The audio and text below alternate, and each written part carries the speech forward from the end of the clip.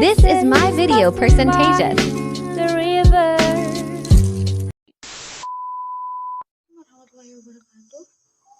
Hai, perkenalkan nama saya Nisfun Naili. Saya dari kelas 3C Prodi PGID Fakultas Ilmu Pendidikan dengan NPM 210102114 akan mempresentasikan tentang epistemologi pendidikan.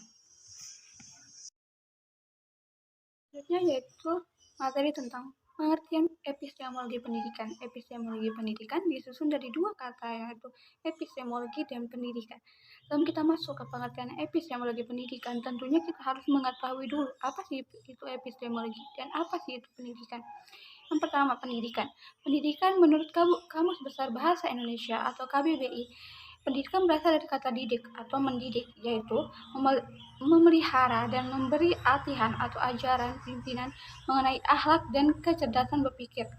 Sedangkan pendidikan mempunyai pengertian adalah proses perubahan sikap dan tata laku seseorang atau kelompok orang dalam mendewasakan manusia melalui pengajaran, latihan, proses pembuatan, dan cara mendidik.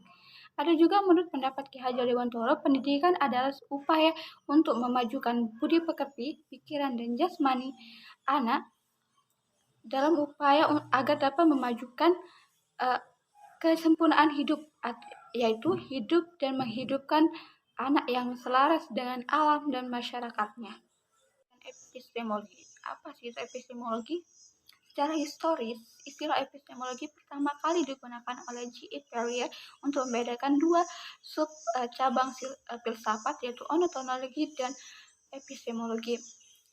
Sebagai sub dari filsafat, epistemologi ini mempunyai banyak misteri, dimulai dari pemaknaannya dan pengertiannya yang tidak mudah dipahami oleh seseorang. Pengertian epistemologi ini cukup menjadi perhatian para ahli karena mereka memiliki pandangan yang berbeda-beda, sehingga didapatkan pengertian juga yang berbeda-beda, bukan saja dari redaksinya, melainkan juga dari segi persoalannya. Secara etimologi, istilah epistemologi berasal dari kata Yunani, yaitu epistem yang berarti pengetahuan dan logos yang berarti teori. Jadi dapat disimpulkan bahwa epistemologi pendidikan adalah ilmu yang mempelajari sebuah teori. Kalau mengetahui apa itu pengertian epistemologi dan pengertian pendidikan, jadi dapat disimpulkan bahwa epistemologi pendidikan adalah filsafat dari sumber-sumber pendidikan dan seluk-beluk pendidikan. Secara epistemologi, landasan pendidikan mengacu pada fitrah sebagai dasar pengembangan dan inovasi pendidikan yang berkarakter. Karena pada dasarnya pendidikan yang berkarakter adalah bertolak belakang dengan aspek-aspek kemanusiaan. Epistemologi diperlukan dalam dunia pendidikan, antara lainnya adalah sebagai hubungannya dengan dasar kurikulum, yaitu menyangkut materi pembelajaran serta cara menyampaikannya terhadap peserta didik, sehingga peserta didik akan mudah memahami apa yang diajarkan oleh pendidik. Ada juga pengertian epistemologi menurut beberapa para ahli. Pertama, menurut Abdul Munir Mulkam, yang mendefinisikan epistemologi adalah segala macam bentuk aktivitas dan pemikiran manusia yang selalu mempertanyakan dari mana sih asal muasal ilmu pengetahuan yang diperolehnya. Yang kedua, ada menurut Mujamil Komar, adalah bagian ilmu filsafat yang secara khusus mempelajari dan menentukan arah dan kodrat dari pengetahuan.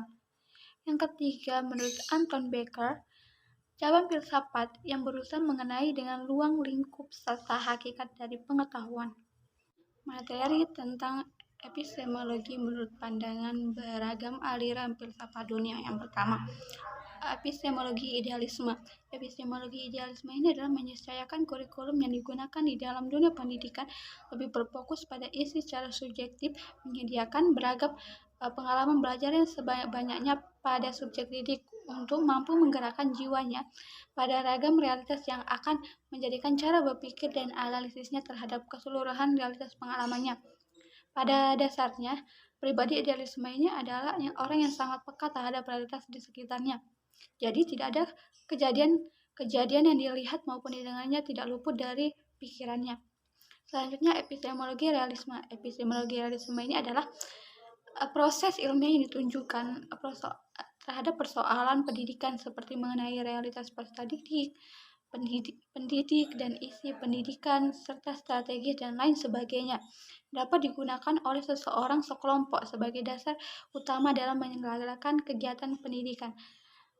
pada dasarnya penerapannya ini lebih fokus terhadap guru sebagai ahli warisnya yang diwariskan ilmunya kepada seorang peserta didik. Yang ketiga adalah epistemologi pragmatisme. Menurut kaum pragmatisme, tidaklah dikatakan suatu pengetahuan jika tidak membawa suatu perubahan bagi kehidupan manusia. Jadi, nilai pengetahuan yang dilihat dari kadar instrumentalinya akan membawa pada akibat-akibat yang lebih baik yang setelah atau yang dihasilkan dari pikiran dalam dunia pengalaman nyata. Seharusnya guru mengonstruksi siswa dalam situasi pembelajaran yang menempatkan situasi problem yang pemecahannya akan membawa siswa terhadap pemahaman yang lebih baik terhadap lingkungan sosial dan fisik mereka. Selanjutnya, epistemologi eksistensialisme, yaitu suatu eksistensi yang dipilih dalam kebebasan bereksistensi yang dalam suatu perbuatan yang harus dilakukan setiap orang bagi dirinya sendiri. Oleh karena itu, dalam mengambil keputusan hanya akan konkret dilakukan mengambil keputusan oleh orang itu sendiri, tidak dilakukan oleh orang lain. Jika dia tidak berani mengambil keputusan, maka dia tidak melaksanakan, dia tidak bereksistensi secara seluruh atau tidak sebenarnya. Selanjutnya, materi yang terakhir tentang implementasi epistemologi pendidikan menurut beberapa aliran. Yang pertama, bagaimana sih cara memperoleh pengetahuan? Pada dunia pendidikan, cara memperoleh pengetahuan yang sesuai dengan kebutuhan kita itu adalah dengan cara sekolah. Secara tradisionalnya, guru sebagai gudang ilmu dan siswa sebagai penerima. Tetapi model yang sekarang itu adalah siswa menerapkan metode active learning. Artinya di sini siswa diberi kebebasan untuk berinisiatif atau meningkatkan kreativitas siswa. Jadi guru sebagai fasilitator dan pengarah saja. Siswa dapat memperoleh sebuah pengetahuan melalui diskusi atau problem learning atau disebut dengan problem based learning atau PBL, atau dapat ke perpustakaan untuk memperoleh pengetahuan, atau cara mudahnya adalah dengan cara e-learning atau mencari di internet. Itu adalah cara memperoleh pengetahuan. Selanjutnya adalah cara penyampaian. Gimana sih cara penyampaiannya?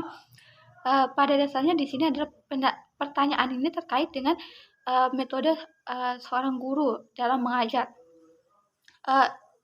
Cara tradisional guru dalam mengajar adalah metode ceramah yang sangat pasif dan tidak memberi kebebasan siswa dalam berkreatif. Tetapi pada saat ini masih saja dilakukan adalah metode ceramah yang banyak dilakukan oleh sekolah-sekolah maupun perguruan tinggi, sehingga siswa dan mahasiswa itu tidak dituntut lebih kreatif karena dia hanya mendengarkan materi yang disampaikan oleh guru atau dosennya. Sekian dan terima kasih. Thanks for watching. Dadah.